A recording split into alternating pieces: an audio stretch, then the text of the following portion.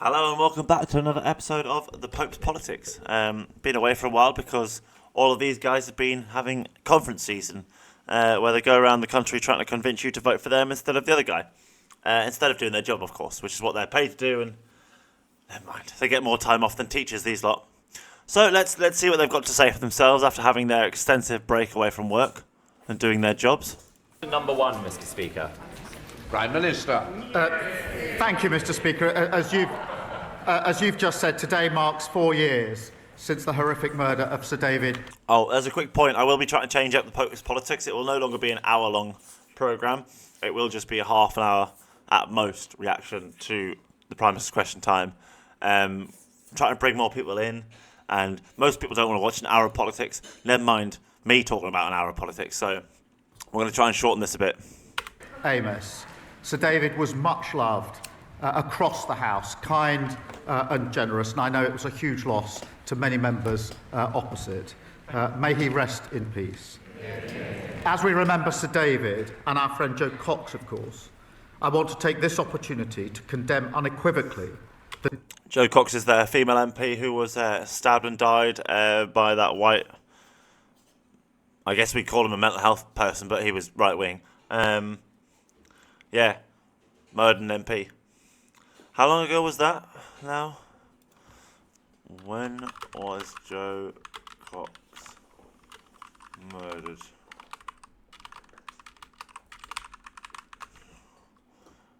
Nearly 10 years ago.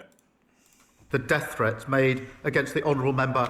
Actually, a person's just got several years, 5 years for threatening to kill Nigel Farage. Someone else, I think, got 8 months for threatening to kill him as well. Can't remember precise details, but I don't agree with threatening to kill people. Are you idiots? Like, if you don't think someone's right, prove them wrong. By trying to kill them, you just become worse than them. For Clacton. I know the House will welcome the justice that has been done. Whatever our disagreements, we are all parliamentarians. Yeah, as much as I don't like Starmer, nobody should be threatening him with violence. As much as I don't like Nigel, nobody should be threatening him with violence. You shouldn't have to face threats of violence to stand up for what you believe in. That is as simple as what I think. And I won't stand for violence or threats against our democracy. Mr. Speaker, on that point, may I update the House on the China spy case? I'm deeply disappointed. Convenient, that, isn't it? Linking that together. By the outcome. We wanted to see prosecutions. Mr. Speaker, I know just how seriously, rightly, that you take these matters. National security will always be the first priority of this government, and we will always defend against espionage. In recent weeks, there have been baseless accusations put about by the party opposite. Let me set out the facts. Still no mention of Noel Mandelson, the nonce he put in as Jeffrey Epstein's best friend. There's no evidence to suggest that Mandelson is a sex offender himself, but his ties to Jeffrey Epstein is why he was removed from a position of ambassador. Starmer's the one who gave him the job. Clearly the vetting process wasn't done correctly. He's also the one who got Starmer his job, I think, so... The relevant period was when these offences took place. That was under the Conservative government between the years of 2021 and 2023. So the Tory government knew about a Chinese spy ring, but didn't prosecute them for 9 years. Well, that's fucking good, isn't it? This period was bookended by the integrated review of 2021, the beginning of the period, and the refresh of that review in 2023, setting out their policy. These statements of government policy were very carefully worded to not describe China as an enemy. Instead... Sorry, Mr. Stewart. Somebody who is on the Speaker's panel, I've told once before, should know better. Do not question my judgment. I thought it was important that the Prime Minister tells this House first rather than somewhere else. So please, this is very important to me and very important to the House. I take it seriously, so I don't need any more side comments. Prime Minister. Someone pissed him off. Thank you, Mr. Speaker. The review of 21 and the refresh of 23 were very carefully worded to not describe China as an enemy. Instead, they stated increased national security protections where China poses a threat, and that the then government would engage with China to leave room open for constructive and predictable relations. The Deputy National Security Advisor, Matt Collins, set out the then government's position in a substantive witness statement in 2023, which was subsequently supplemented by 2 further short statements. The Cabinet Secretary assures me that the DSNA faithfully set out the policy of the then Tory government. I know firsthand that the DSNA is a civil servant of the utmost integrity, and those opposite who worked with him, I'm sure, would agree with that assessment. Under this government, no minister or special advisor played any role in the provision of evidence. I can't say what the position was of the previous government in relation to the involvement of ministers or special advisors. If the Leader of the Opposition knows the answer to that question, and I suspect that she does, I invite her to update the House. Last night, the Crown Prosecution Service clarified that, in their view, the decision whether to publish the witness statements of the DSNA is for the government. I have therefore carefully considered this question this morning, and after legal advice, I have decided to publish the witness statements. Given the information contained, we will conduct a short process, but I want to make clear I intend to publish the witness statements in full. Let me say this. To be clear, had the Conservatives been quicker in updating our legislation, a review that started in 2015, these individuals could have been prosecuted and we would not be where we are without. I'm happy to answer any questions on this. It's crazy how they're really quick to try and mention prosecuting potential Chinese spies on British soil in Parliament, but they have no mention of, like, corrupt police officers. Well, let's not get into it. Mr. Speaker, this morning I had meetings with ministerial colleagues and others. We have essentially foreign spies in our police system, and they're worried about some divvies in, Surrey or somewhere. Fucking. In addition to my duties in this House, I shall have further such meetings later today. Thank you, Mr. Speaker. Last week I visited Rayner, a world-leading provider of cataract solutions based in Worthing, a winner of this year's King's Award for Enterprise Innovation and a fantastic employer of local apprentices. So can I welcome the government's ambition to get 2/3 of our young people into an apprenticeship, further education or university, and ask the Prime Minister what he will do to ensure that every young person in East Worthing and Shoreham has the skills they need to thrive? Thank you for his question. We want a country where young people are supported, where the quality of teaching is raised, and every skilled apprentice is valued and respected. The last time any Prime Minister said anything about trying to help apprenticeships was David Cameron in, 2012. Told everyone to get apprenticeships. Now is the best time to get an apprenticeship, he said, so a load of people like me got apprenticeships. And then George Osborne removed the funding for housing benefit, so none of us who had listened to the government, listened to David Cameron and got apprenticeships could afford our rent. Because we only got about £250 a month. You couldn't afford rent. So we all had to get new jobs and essentially give up our apprenticeships unless the apprenticeship people were willing to pay us minimum wage, which obviously they weren't. That's why they picked apprenticeship people. They wanted to pay people nothing, pennies. So it's all well and good saying that they support these people. I don't believe it. We've set a new target of 2/3 of young people to be in apprenticeships or university. That will smash the glass ceiling and renew our country. Mr. Speaker, we've supported this with record £3 billion budget for more apprenticeships, more technical colleges, and guaranteed training, apprenticeship or work for all 18 to 21-year-olds. The opposition, Kevin Bell. Mr. Speaker, thank you for marking 4 years since the terrible murder of Sir David Amess. I know that the whole House will want to join me in remembering our former colleague. He is very much still in our hearts and minds. The way he died reminds us that the security of members and this Parliament is paramount.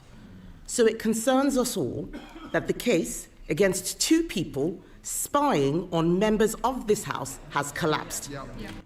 Yeah, you're all very concerned about when you're affected by criminal matters, but when us, the public, are affected, you don't seem to care that much. You don't seem to care at all, really. But now that there's something that might have affected you in your job, oh, now you care. Oh, but when it's someone like me, a member of the British public who has suffered crimes that could have ruined their life, you just didn't care. And you've all got an email about it, so I can claim that. So the ones who replied, you're excluded. It's about 9 of you. 7 of you, because I think 2 of you aren't MPs anymore. It is simply unbelievable. Exactly as I expected, the Prime Minister had to be dragged. The hypocrisy is unbelievable.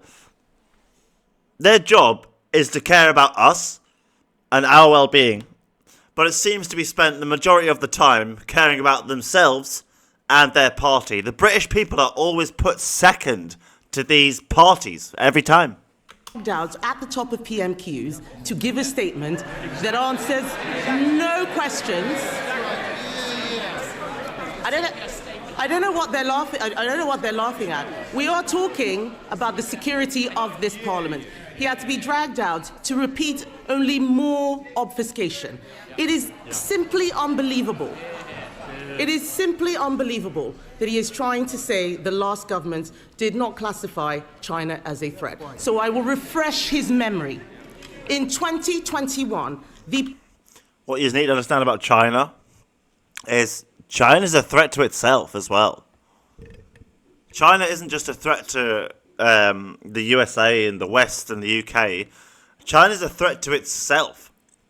It's trying to force its people into a way of doing as they're told, or else, that we all know always ends in revolution. Just ask the French. It always ends up in revolution. And obviously they've got the technology to enforce it for now. It's not going to last forever. China's biggest problem is the way it treats its own people. It's not actually foreign policy that's the problem. previous government's integrated review described China as the biggest state-based threat to the UK's economic security.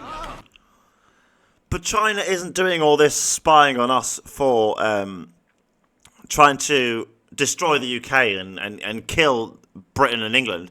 China's doing all this to see how China can help itself with this information.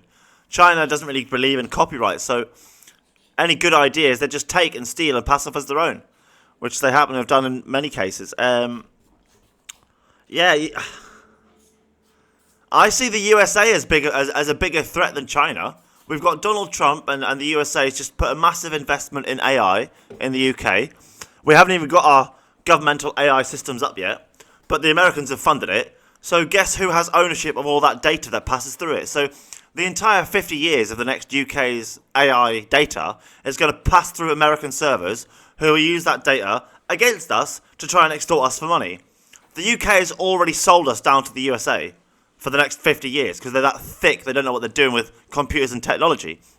And obviously, China isn't known for starting civil wars in other countries and then claiming to be the hero who solves it. America did this with Cuba and, the Middle East, probably recently Israel and Gaza. Like, America has a long, long history of the CIA causing civil wars.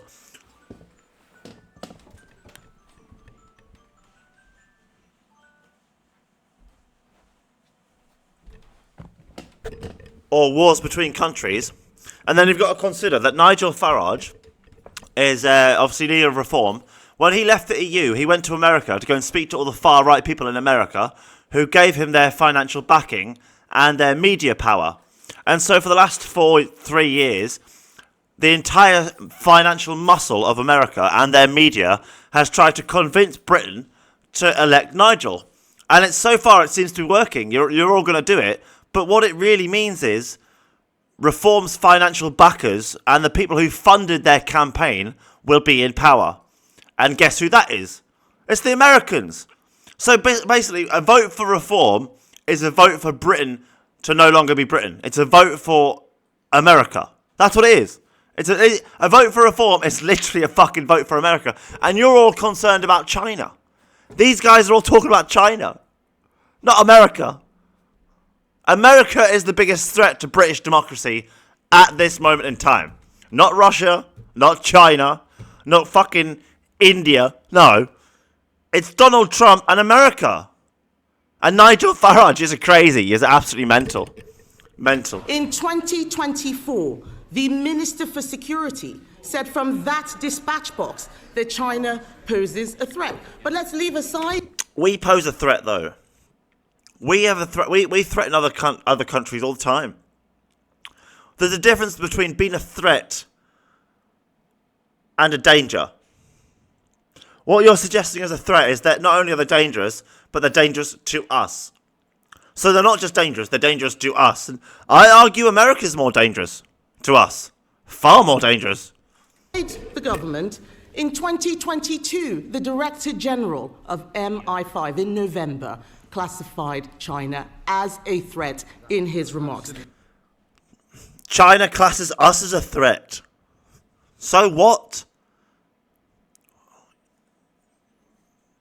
Why are they so ambition to villainize China, but not the USA?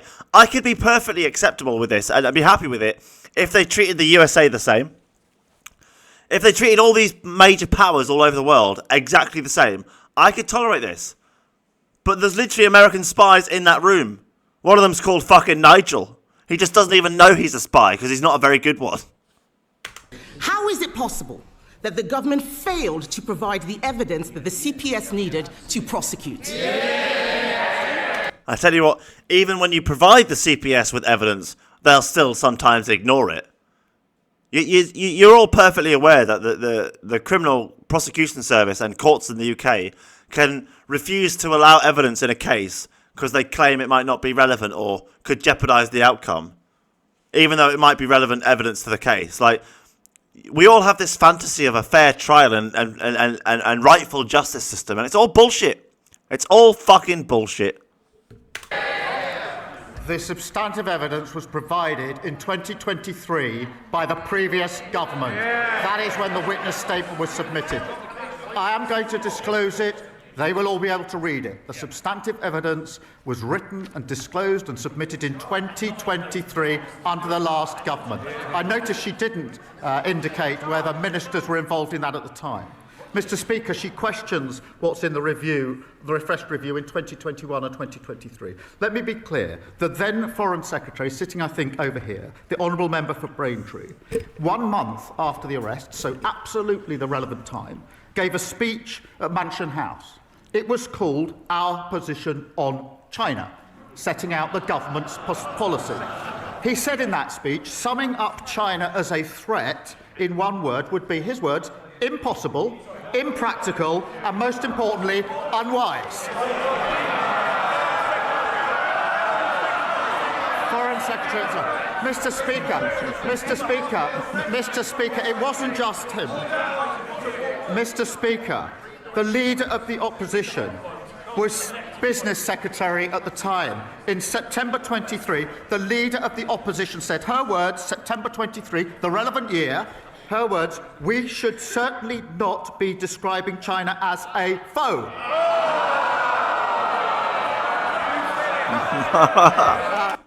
There's nothing worse than someone beating you in an argument with your own words. People have done it to me and I do it to people. It's a right pain in the arse, but you got to stand by what you say. If that's what you said, stand by it. I don't see China as a foe. I see them as a competitor, as a rival, as a potential problem, sure. A potential threat, sure. But an immediate threat? No. Are they an immediate danger to the UK? I don't think so.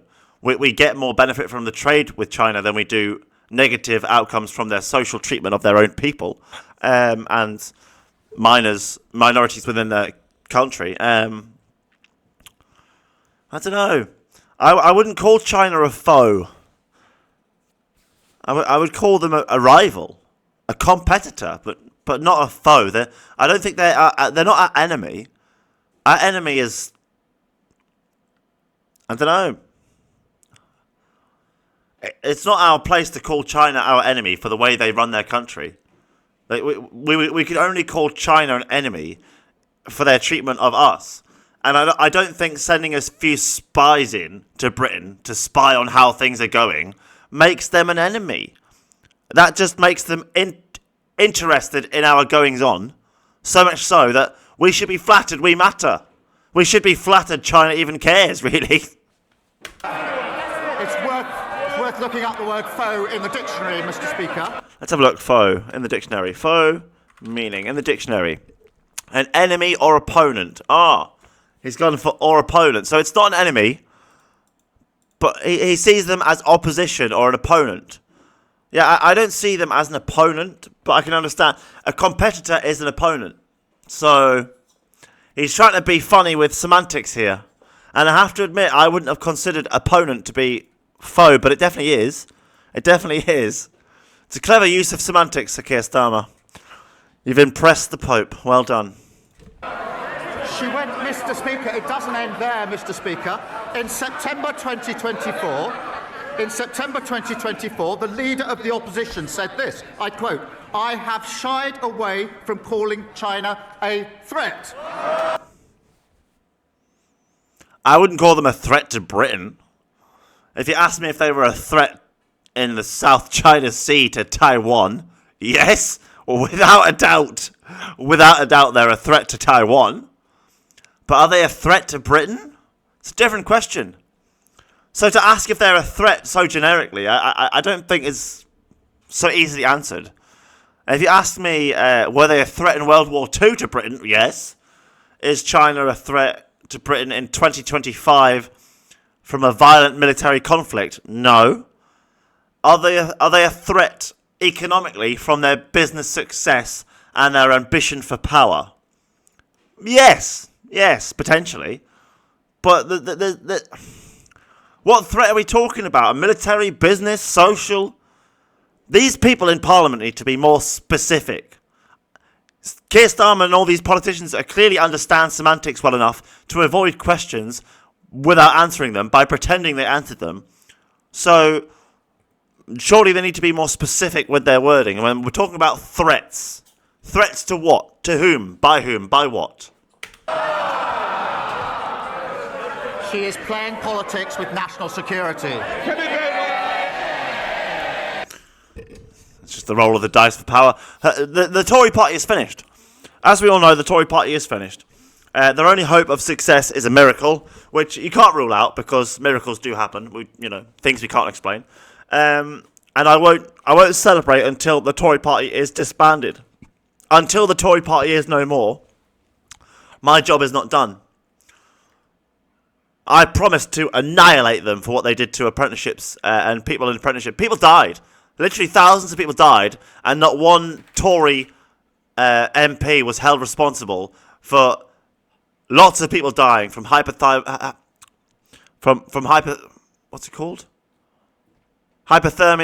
from not getting the insulin when they were diabetic, from exposure, like general ridiculous things that went down as what they weren't. The cause of death on those people's deaths should have been the Tory benefit shit. Oh, listen to David Cameron about getting an apprenticeship. Then the Chancellor refused to pay me housing benefits, so couldn't afford rent, was homeless, died in the streets, died in the cold, in a corner of an alleyway, while they sat and drank champagne and patted themselves on the back for doing a good job, and no one was ever held accountable. I swore blind on that day I would destroy the Tory party for what they did. Not with violence, not with lies or manipulating things. All I would do is tell the truth about the things they've done, and that's all I've done. And they're literally nearly dead. They're literally nearly fucking dead. The most successful political party in global history, almost, maybe barring a few Roman ones and Greek ones. Definitely the most successful political party in the last 100 years is nearly dead just from people telling the truth about them. That's all you have to do. The truth is what kills liars. And they're all a bunch of fucking liars. They caused the deaths of thousands of people, and no one was held responsible. And I will end their political party. They will be destroyed. One way or another, the Tory party will be no more. Mark my words. They're finished. I don't care how, I don't care why. What do you think? They're done. Nobody does that to people in this country, my people. Nobody. And gets away with it. They have gotten away with it so far. So far. The Prime Minister can read the beginning of a quote. Let me finish that quote.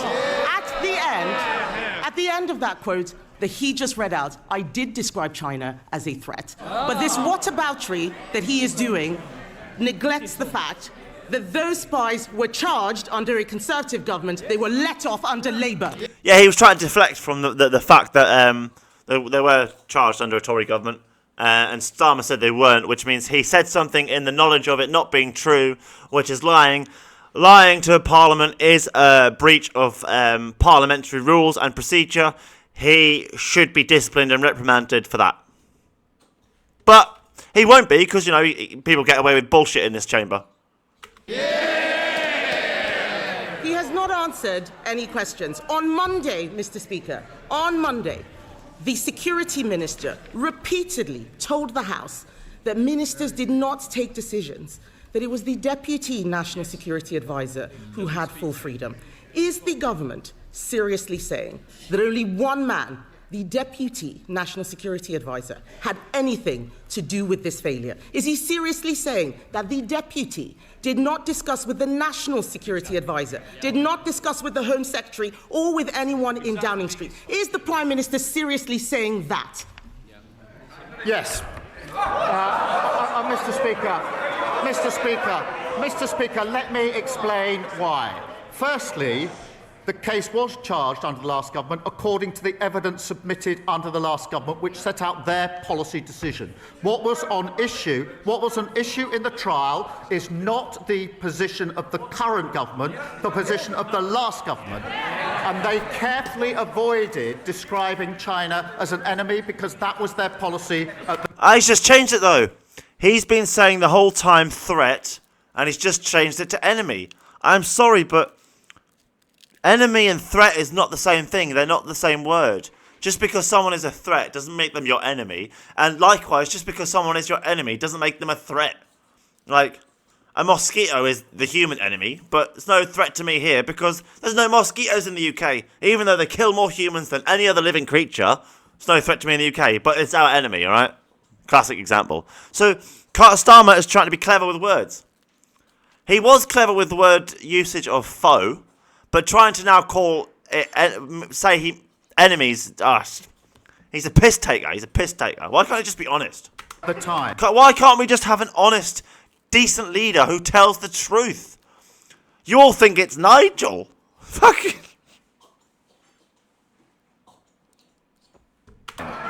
Mr. Speaker, so far as the position under this government is concerned, no. The only time Nigel tells the truth is when the person he's talking about isn't white. That's the only time he tells the truth. No minister or special advisor was involved, and I will double-check this because I've had it. I will double-check this. So, Mr. Speaker, this is important. After the charging decision, the prosecution were very careful about who would then see the witness evidence. I will double-check. Bear in mind that Keir Starmer is a lawyer, so he's done legal battles like this his entire life, where someone presents evidence that, you know, proves his party wrong or his side wrong, and then he has to either deflect from it, gaslight them into making it look less bad than what it is, or prove it wrong. So he's been caught out here, so now he's going to have to double back and check it and claim he was mistaken, rather than he honestly knew he was telling something mistaken in the knowledge of it being mistaken, because lying is against parliamentary code and procedure. He would be basically bollocked like a schoolboy. So he's now trying to backtrack. So obviously he did know, he's just trying to save his ass. This sort of shenanigans and bullshittery works on 99% of people. This is the problem in the UK. It's not that, you know, you can't see it. It's not that, you know, people aren't aware about it. It's that the sort of magic tricks a magician does works on 90% of people. But when you know, like, how the magic's done, what instruction was taken. But my answer, I can be absolutely That's why there's uproar, because they all think he lied, and he's now trying to claim he wasn't lying. clear. No minister was involved, no special advisor was involved in this, and I'm assured as I can be that the prosecution was saying that it would be the witnesses only that were involved in short updates to the evidence that was submitted under the last government. Mr. Speaker, the end of the answer was different from the beginning of the answer. What on earth? He's a lawyer. He deflected. He gaslit. Like anything to admit the liability of the party he's representing. Is the point of us having a There's no such thing as integrity in a lawyer. There's literally no such thing. lawyer rather than a leader as the Prime Minister if he can't even get the law right on a matter of national security? None of you have the law right. You've got a minister sitting there to reduce violence against girls and women, but not one to reduce against men and boys, which is sexist discrimination because you're treating people differently based on their gender. It's a breach of the Equality Act 2010. You're literally, every MP in this room is in breach of that law. You're all breaching the law. Shut the fuck up. He keeps going to the CPS. The CPS have said that they are satisfied that they were right to charge in August 2024. The Sunday Times reported that Jonathan Powell, the Prime Minister's national security advisor, convened a secret meeting to discuss the security consequences of the China spy trial. Did the meeting happen, or is the Sunday Times making it up? Mr. Speaker, she's clearly not a lawyer or a leader. That's quite funny. Mr. Speaker. He very rarely has some funny things to say. It's usually very negative things about his opponent he's talking about, but if only he could say funny things without being a dickhead. The problem for her is I do actually understand the law. I know what's got to be proven. What, like the fact that you all received written email evidence about the breach of the Equality Act 2010 by everyone in this chamber because you're treating men differently to how you treat women. And you argue that it's because women suffer specific violent crimes more than men, which is true. Women do suffer more violent crimes that are sexually orientated more than men, but men actually suffer 80% of violent crimes. If you remove sexual crimes from the violent category, 80% of violent crimes are suffered by men. Regardless of who's committing these violent acts, is irrelevant. We still have millions of men who are victims of violence, who are not violent themselves, who have no voice in this room. And you, Starmer, as a lawyer, received an email proving that this was the case and that the Equality Act is being breached and that you need to install a minister to reduce violence against men and boys. Because just because men are mostly the ones committing it doesn't mean we shouldn't be protecting victims of violent crime who are men just because the people committing it are men. So you, as a lawyer, I have evidence for all of history and human history to prove that you ignored the law. You didn't care about men's rights. You didn't care about equality. You didn't care about what was right and wrong. All you cared about was, you know, your shitty little silver hair being made to look like it was a healthy man's, when actually it's been running away from your face for a considerable amount of years, just like me. So why don't you just protect men? Instead of protecting yourself and your interests, like you did just now with lying to Parliament and pretending it was an honest mistake, why don't you protect men, males and boys? You don't care, but you literally, you understand you're a lawyer and requires evidence. Well, guess what? I've got an email that went to every single MP in this chamber proving that you don't care about men being treated equally. Literally cold hard evidence for the entire rest of human history that you, the British Prime Minister, Keir Starmer, do not care about male victims of violence. I have evidence for that. What have you got? The problem for her is I do actually understand the law. I know what's got to be proven. I've also looked at the evidence. Lucky I've got the proof. You're just ignoring it. It's not going to work out well for you, though. I've also looked at the evidence that was put in under the last government in relation to this case. There was a meeting in September. That did not involve the National Security Advisor discussing the evidence in any way, nor, Mr. Speaker, one further piece of evidence. The final statement in this case was submitted in August 2025. There was no further submission of evidence, one way or the other, after any discussion in September. This is a... Still no mention of Lord Mandelson, Jeffrey Epstein's best friend he made ambassador to the USA. You notice? That scandal dropped literally the week before Parliament broke up for their little recess because they're little children who don't do their jobs properly. So now we have the situation where, like, they're talking about these China spy things the whole time here when they should be talking about the fact Starmer appointed Jeffrey Epstein's friend to be ambassador to the USA. It's not even being mentioned. 20 minutes in, not even being mentioned. Hearing a completely scurrilous allegation made by the Leader of the Opposition. Mr. Speaker, the Prime Minister has now twice directly contradicted the words of his Security Minister. They cannot both be right.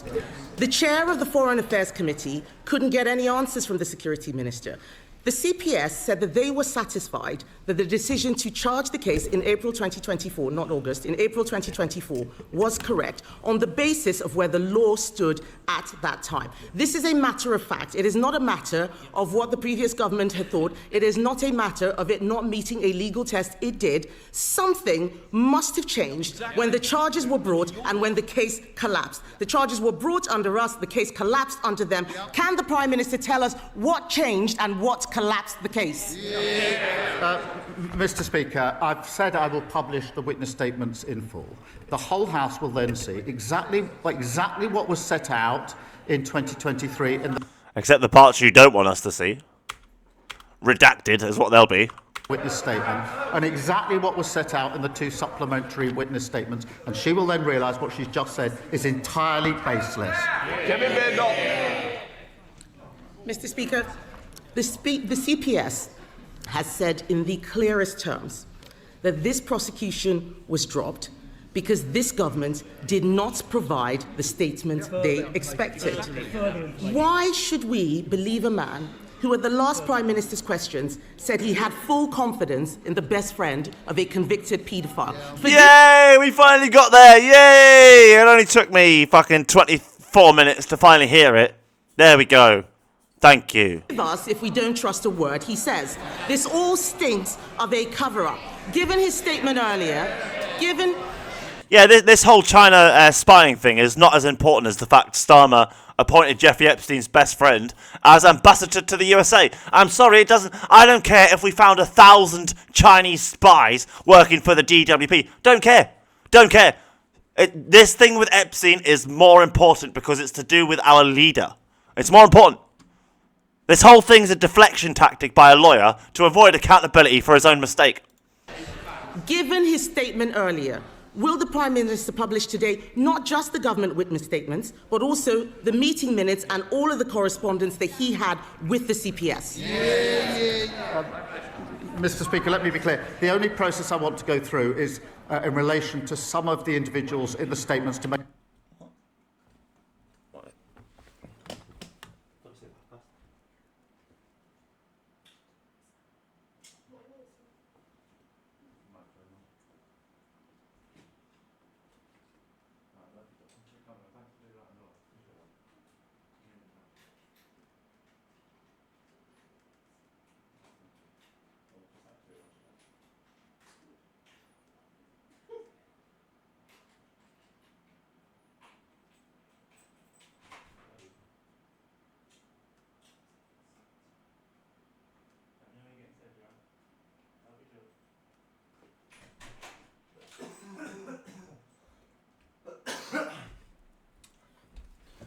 Sorry about that. I had to go say goodbye to my dear girlfriend because she was leaving. Not for good, just she's going out. Make sure they know it's coming out. I can assure the House there's no substantive delay here. I know it is of concern to a number of people, acute of concern to them. I will have the statements out in full. There is a bit of proper process I need to go through. The honourable member will understand why that's necessary. Then they'll be published in full. She asks about minutes, etc. There is a usual rules and process for government. I would like to point out, you Southerners, just as a bit of comedy here, and a break in an otherwise very serious topic, there is no R in ask.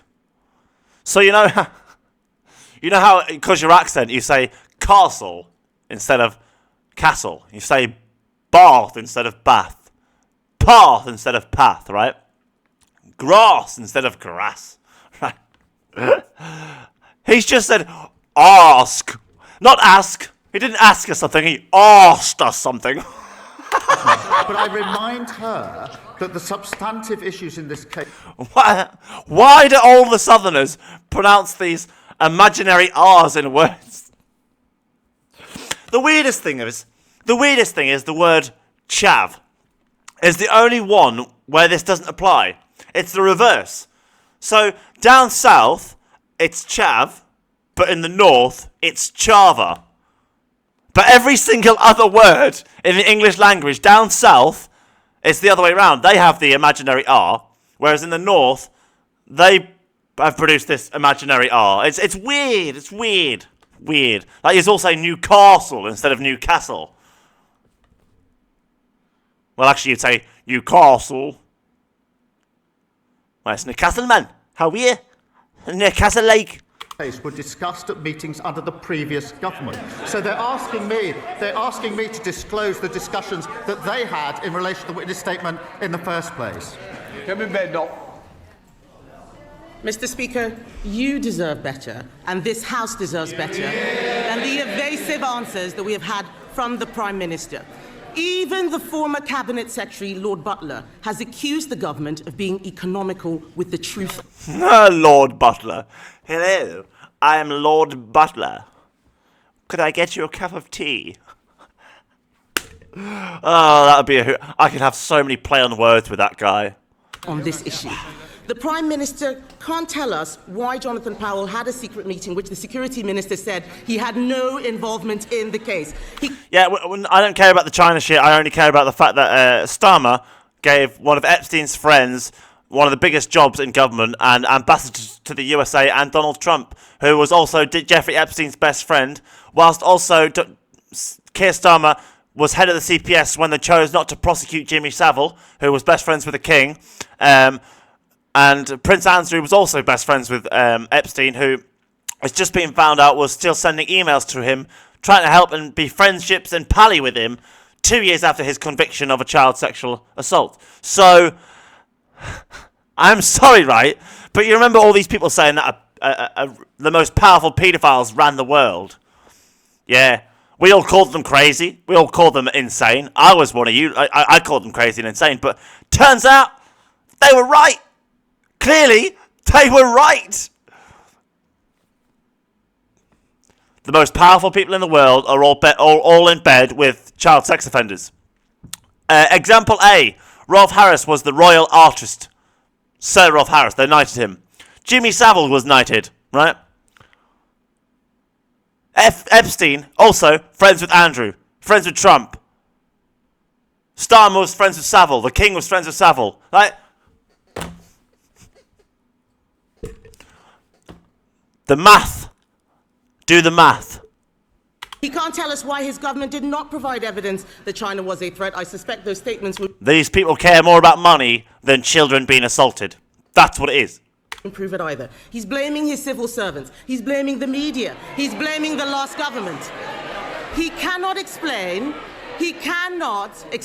why he could not see this case through. He should have seen this case through. And let me be clear, Mr. Speaker, about what has happened. A serious case involving national security has collapsed because this government is too weak to stand up to China. And if the Prime Minister cannot protect the members of this House, what does that say about his ability to protect this country? The case did not proceed because the policy of the past government did not meet the test that was necessary. That is the long and the short of it.